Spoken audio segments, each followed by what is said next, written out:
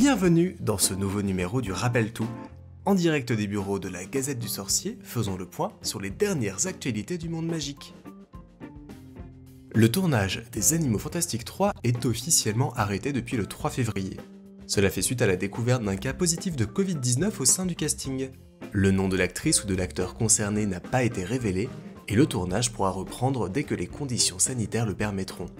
Tandis que cette énième contrariété s'abat sur la production, deux acteurs ont annoncé avoir rejoint le casting. Il s'agit de Richard Coyle, aperçu dans les nouvelles aventures de Sabrina, et d'Oliver Masucci, que l'on a pu voir récemment dans la série Dark. Si le premier n'a pas révélé d'informations sur son personnage, Masucci a annoncé qu'il jouerait le Manitou suprême de la Confédération internationale des sorciers.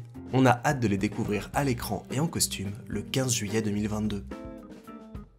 Contrairement au bruit qui court, il n'y a actuellement aucun projet de série Harry Potter en développement, comme l'ont confirmé Warner Bros et le site officiel de J.K. Rowling. Cette rumeur fait suite à la nomination de Tom Ascham comme nouveau gestionnaire de la franchise Harry Potter. Il sera chargé d'étendre le Wizarding World sur d'autres plateformes et, selon les mots d'Anne Sarnoff, présidente de Warner Bros, d'une myriade de projets autour de l'univers Harry Potter.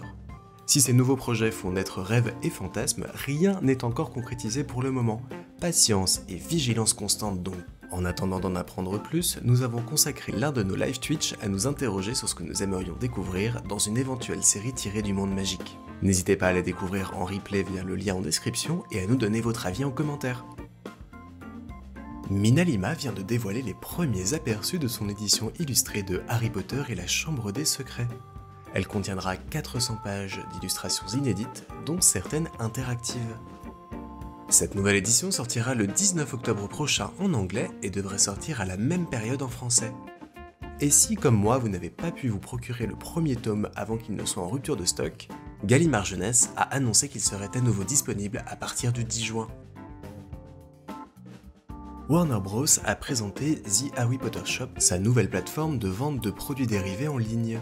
Réunissant 4 anciens sites de vente en un, son principal avantage réside dans le fait qu'il est désormais possible d'acquérir certains produits jusqu'alors exclusifs à certains lieux, comme ceux vendus au Studio Tour de Londres. Il vous sera donc bientôt possible de recevoir votre lettre de Poudlard personnalisée ou encore une baguette jusqu'ici inédite.